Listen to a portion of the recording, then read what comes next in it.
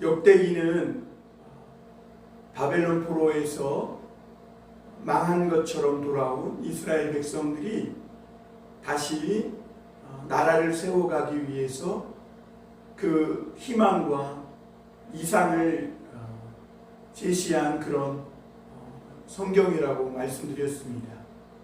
그래서 그 목표와 이상은 다윗의 나라였다고 성경은 말하고 있습니다. 그래서 이 역대기에는 다윗에 대한 이야기를 많이 하고 있지만 다윗이 실패한 이야기 또는 다윗이 부끄럽고 수치스러운 이야기는 거의 다루지 않고 있습니다.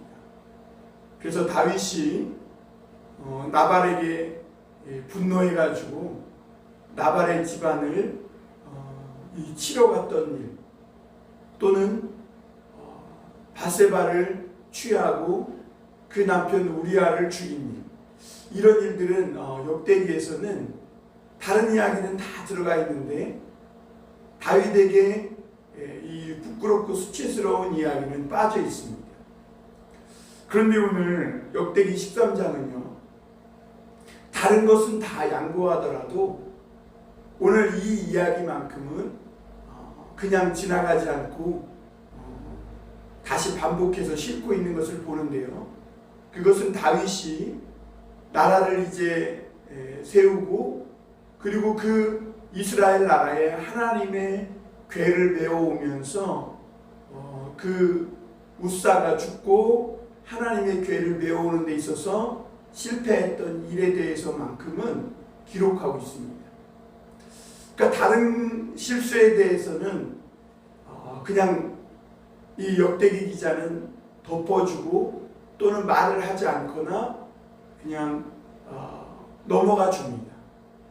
그러나 다른 것은 다 실수, 다른 연약함, 다른 실수들은 그렇다 치더라도 반드시 실패하지 말아야 할 것이 있는데 그것이 뭐냐면 이스라엘 되게 하는, 그동안 이스라엘이 바벨론 포로에 붙잡혀 갔다가 돌아온 이유가 뭐예요?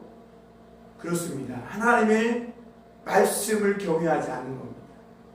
그래서 이 하나님의 궤를 메어오는 데 있어서 다윗이 온갖 애를 쓰고 힘과 노력을 기울였지만 그럼에도 불구하고 말씀의 원칙을 지키지 않아서 실패했던 그 일만큼은 다시 기록하고 있음을 보게 됩니다. 왜냐하면 아무리 앞으로 세워갈 이 바벨론 포로들이 돌아와서 세워갈 나라가 다윗이라도 그 중심은 다윗이 아니거든요. 그 중심은 하나님이시고 그리고 이스라엘을 이스라엘 되게 하는 하나님의 말씀이기 때문에 그래요. 사실 다윗이 그렇게 하나님의 은혜를 받고 큰 나라를, 그래서 바벨론 포로들이 돌아와서 자신들의 모형으로 삼을 만한 그런 나라가 될 수 있었던 이유는 무엇보다 이 다윗이 하나님의 말씀을 누구보다 사랑했던 사람이었기 때문에 그렇거든요.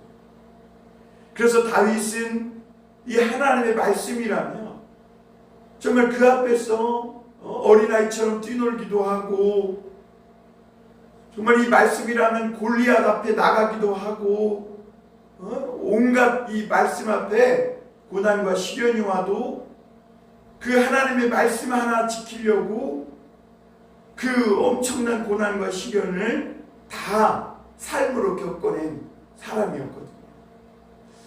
그러기에 하나님이 이 다윗의 나라를 축복하시고 그와 언약을 맺으시고 그로 말미암아 메시아가 오겠다는 이 메시아에 대한 언약도 하나님이 맺어주시고 그 다윗이 부강한, 누구도 넘볼 수 없는 이스라엘 중에서 가장 부흥하고 하나님의 은혜로 축복으로 충만했던 그런 나라가 된 것이죠. 그래서 여러분 오늘 역대기는 이 다윗이 하나님의 궤를 메워오면서 실패했던 그 일을 기록하고 있습니다.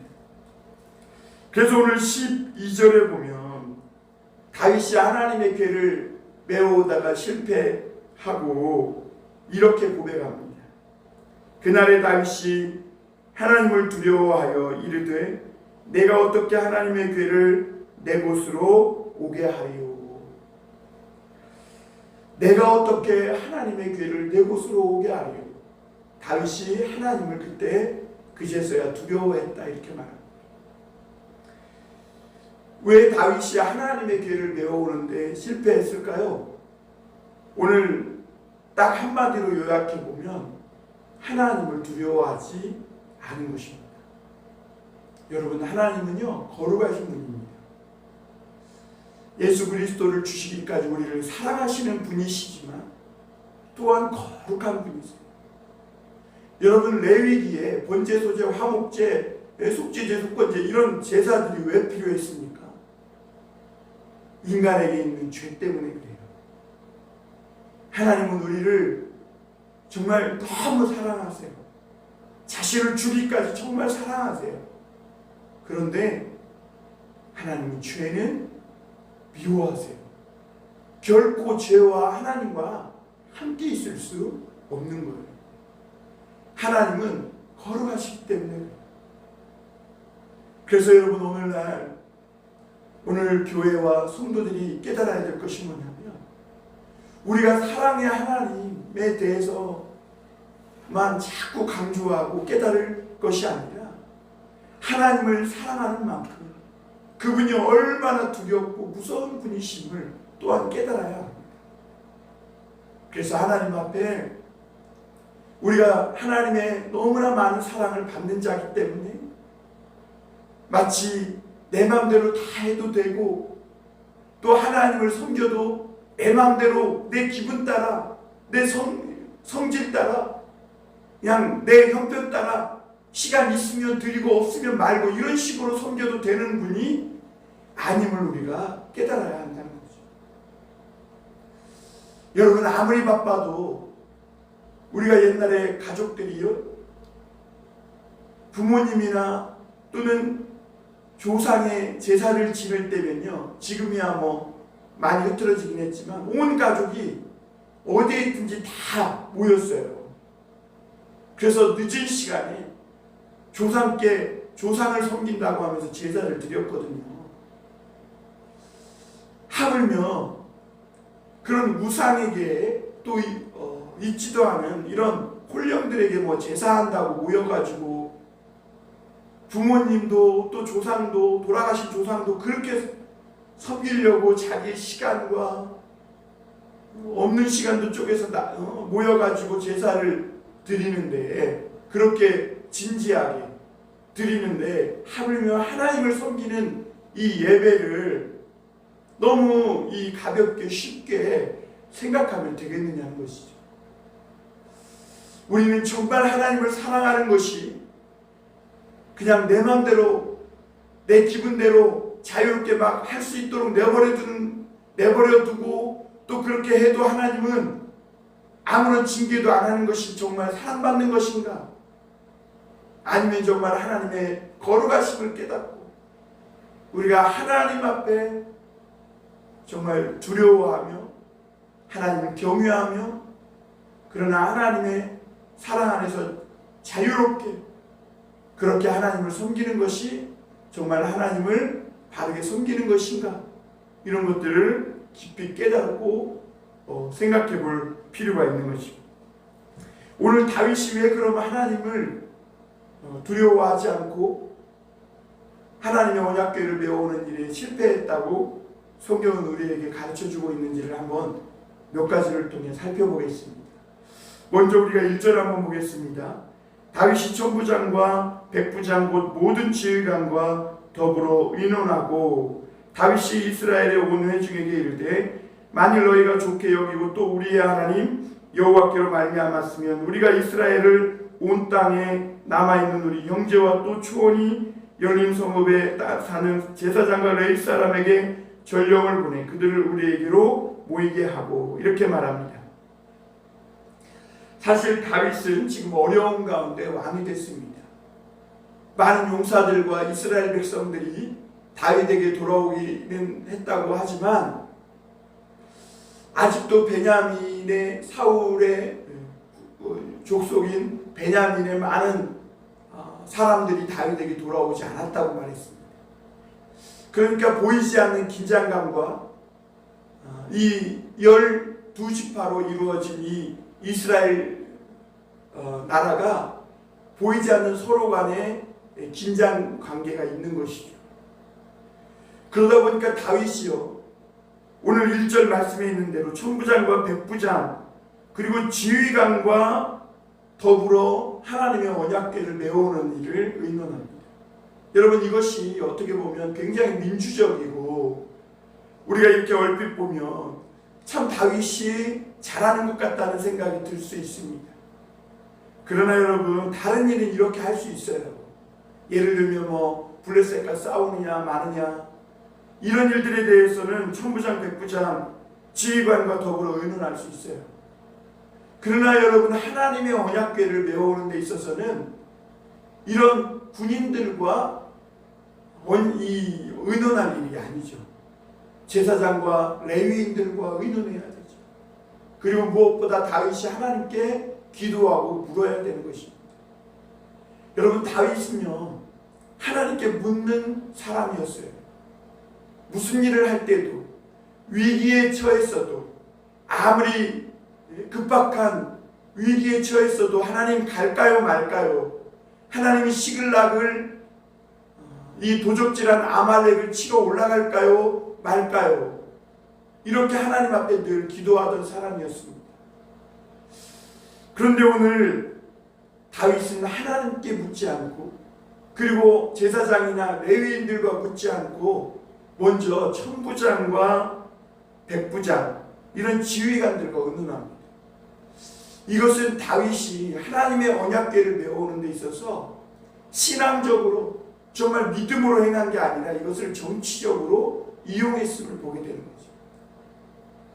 여러분, 오늘날에도 그런 일들이 얼마나 많습니까? 여러분, 하나님의 신앙을 순수하게 신앙적으로 믿음으로 하나님 앞에 나아가지 못하고 이런 것들을 정치적으로 자기의 어떤 권위와 권력과 안위를 위해서 이용하는 겁니다. 하나님이 진노하는 것이죠. 제일 싫어하는 것입니다. 여러분, 신앙만큼은, 다른 것은 다 타락해도 신앙만큼은 타락하면 안 되는 것입니다. 신앙은 순수해야 되는 거예요. 이 믿음은, 이 신앙은 거기에 뭔가 다른 것이 하나 섞인 순간 더 이상 신앙이 아니에요. 더 이상 믿음이 아닌 것입니다. 그래서 우리가 이 신앙만큼은 하나님 앞에 거룩하고 두려운 마음으로 해야 되는 것입니다. 그런데 오늘 다윗은 지금 이스라엘 나라를 통일 왕국을 세우긴 세웠지만 무언가 아직 불안하거든요. 그러니까 이 긴장 관계를 잊지 못하고 다윗이 군인들과 함께 이 일을 의논한 거예요. 그게 정치적으로 이용한 것이죠.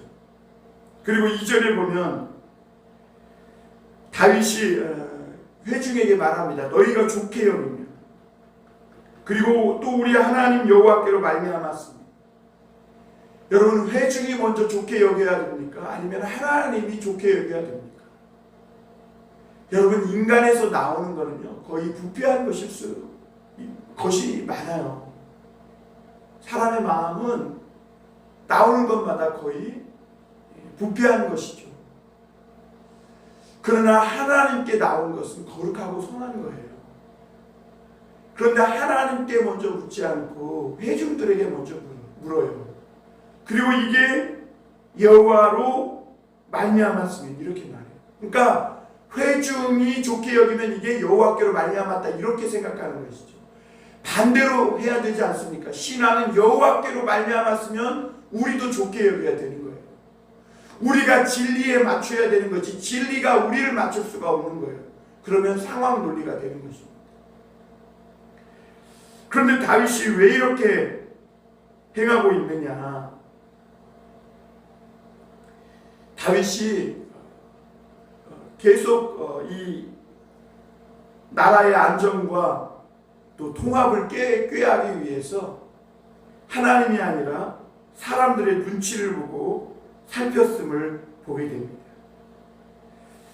그래서 회중에게 먼저 하나님께 기도하거나 하나님께 묻지 않고 회중의 눈치를 살피고 또 군대 지휘관들의 눈치를 살피는 것을 보게 됩니다. 그리고 나서야 이제 초원이 딸린 이 성읍을 가진 제사장과 레위인들에게 사람을 보내서 그들을 이제서야 모으자 이렇게 말합니다. 여러분, 하나님의 괴를 메우는 데 있어서 제사장과 레위인들이 전문가입니다.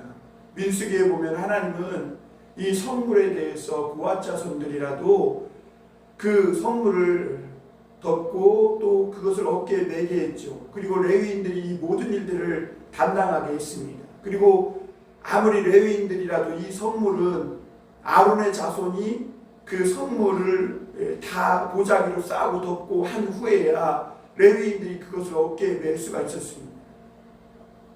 그런데 지금 하나님의 괴를 메우는 일에, 하나님의 언약궤를 메우는 일에 군대장들과 의논하고 지휘관들과 의논하고 회중들과 의논하고, 그래서 사무엘하 6장에 보면 3만 명을 모집합니다.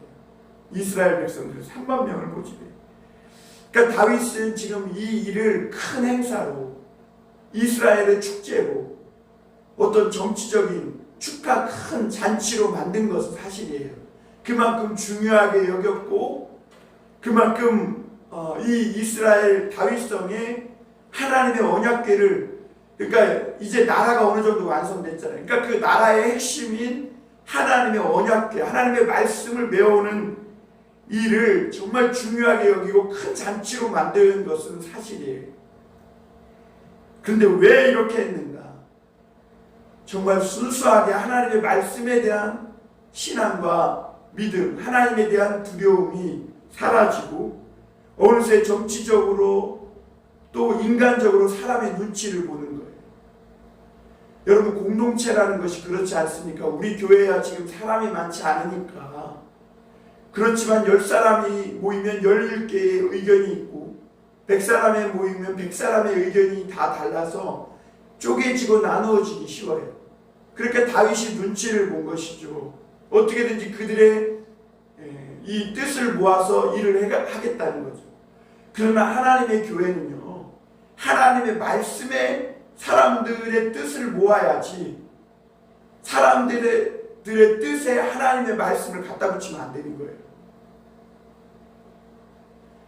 이 교회는 하나님의 말씀을 선포하고 그 하나님의 뜻을 온 회중들이 깨닫고 그 진리 앞에 순종하고 굴복하도록, 그래서 하나님을 온전히 섬기도록 해야 하는 것이 맞는 거예요.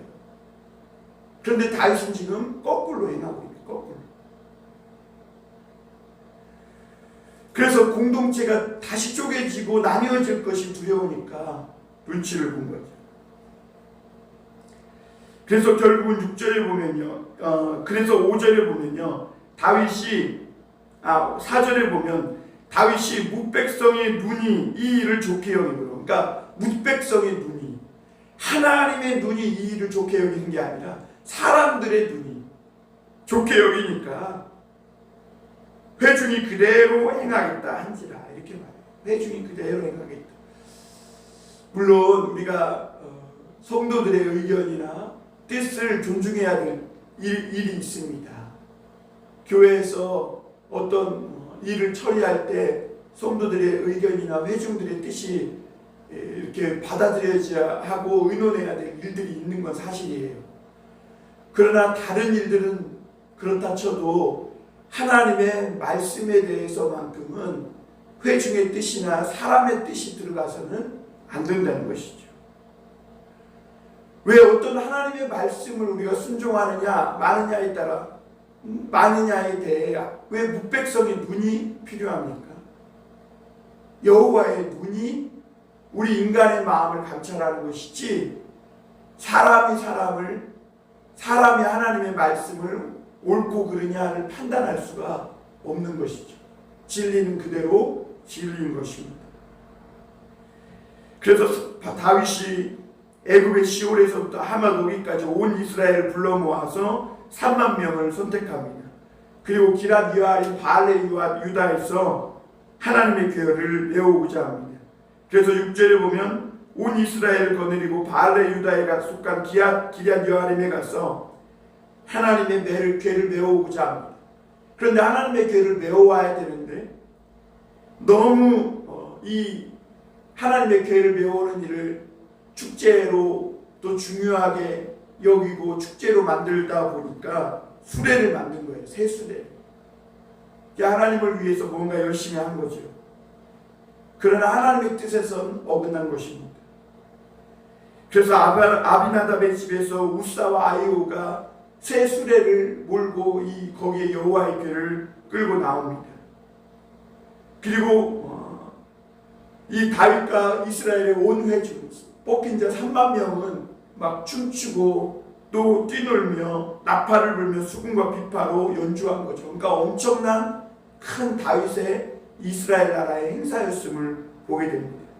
그렇죠. 왜 그러냐면 이스라엘 나라는 아무리 다윗이고 아무리 누구라도 하나님의 언약궤가 없으면 더 이상 그들은 희망이 없고 소망이 없는 나라이기 때문에 그래요. 그래서 9절에 보면 이 수레가 기돈의 이 사무엘하 6장에 따르면 나곤의 타작마당에 이르게 됩니다. 타작마당은 여러분 옛날에 그 추수를 하던 마당 아니겠어요? 그러니까 마당이 굉장히 평평해요. 거기는 돌짝 하나 없는 곳입니다. 그런데 희한하게 이 타작마당에 이르러 소들이 뛰놀기 시작합니다. 여러분 돌짝 하나 없고 평평한 땅에 이르러 왜 뛰놉니까? 거기서 옳고 그름을 하나님의 양과 염소를 알곡과 쭉정이를 추수하는 곳이 타작마당 아니겠어요? 그래서 거기에서 그 뛰노니까 수레가 떨어지려고 하자 우사가 그걸 잡습니다. 손을 펴서 잡았다 이렇게 2번 반복됩니다. 우사가 손을 펴서 잡았다. 그러니까 이 하나님의 궤가 떨어지려고 했을 때 그걸 잡은 것은 인간적으로 보면 굉장히 잘한 일입니다. 그러나 하나님이 볼 때는 이것이 옳지 못한 거예요. 왜냐하면 성물은 하나님의 말씀에 따르면 함부로 손을 대서는 안 돼요. 아무리 레위 자손이고 하더라도 하나님의 성물에 손을 대면 바로 죽었습니다. 그런데 그 말씀을 어겼을 뿐만 아니라 또 하나는 하나님의 말씀을요, 하나님을 인간들이 지키고자 합니다. 이게 종교예요. 여러분 우리가 예배하고 우리가 신앙을 지킵니까? 우리가 하나님을 택합니까? 그거 우상이죠. 하나님이 우리를 선택하는 것입니다. 그리고 하나님이 우리를 지켜주는 거예요. 하나님이 우리를 손으로 붙들어주는 것이지 우리가 손을 펴서 하나님을 붙잡는다 이렇게 생각하면 안 돼요. 그것은 신앙이 아니라 우상 숭배가 되는 것입니다. 세상의 모든 종교가 그렇습니다.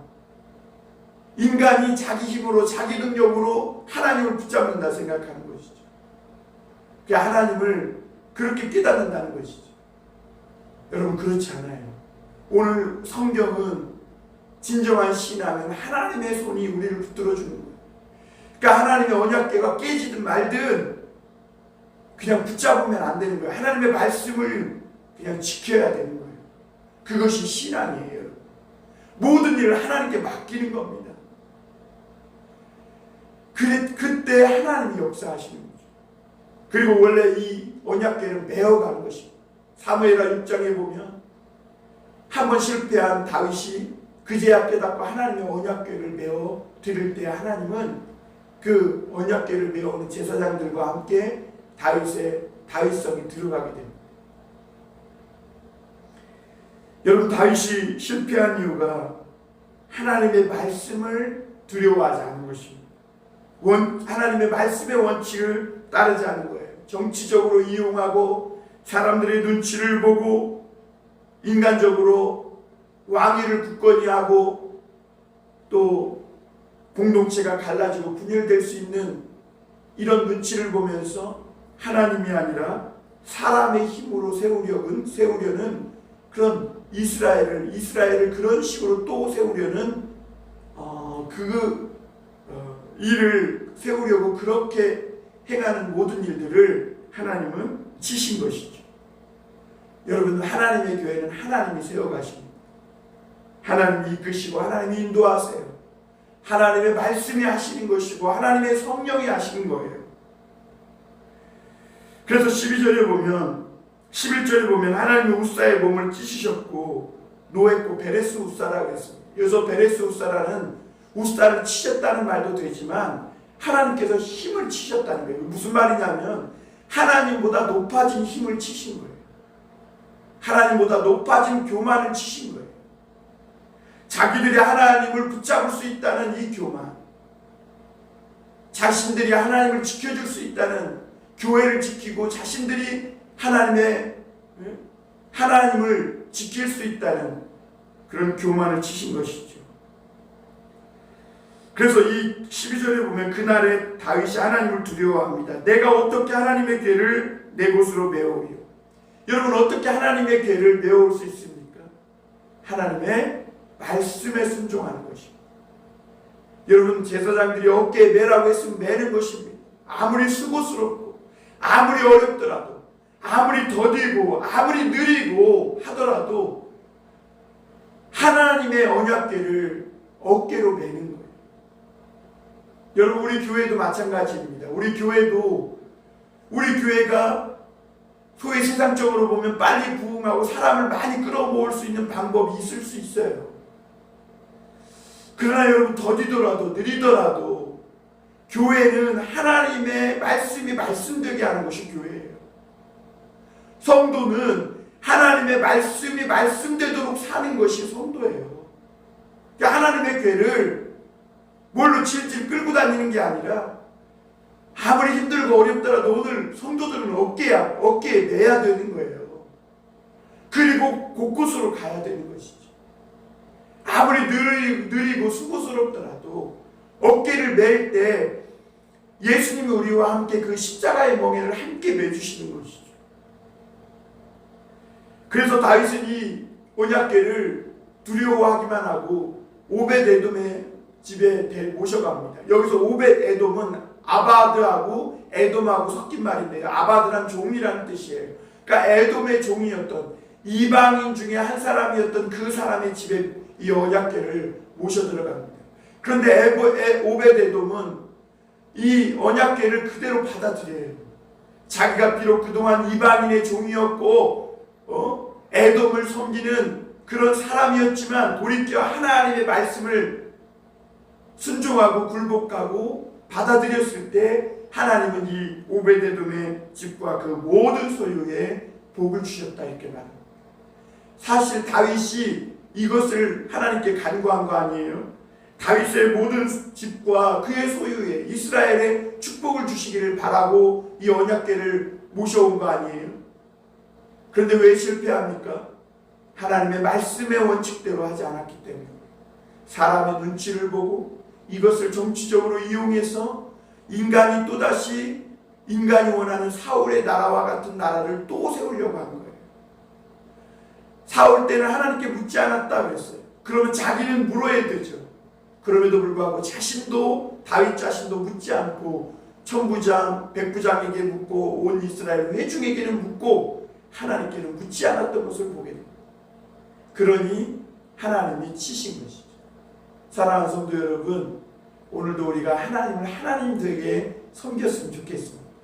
우리의 신앙이 여러분 하나님을 하나님 되게, 하나님 앞에서만큼은 우리가 어린아이와 같이 순종하고 하나님 말씀 앞에 굴복할 수 있는 그런 겸손한 마음이 되었으면 좋겠습니다. 수고스럽고 힘들더라도 하나님의 말씀을 우리가 어깨로 메고 나아갈 때 하나님이 여러분의 집과 소유에, 모든 소유에 복을 주신다고 말씀하고 있습니다.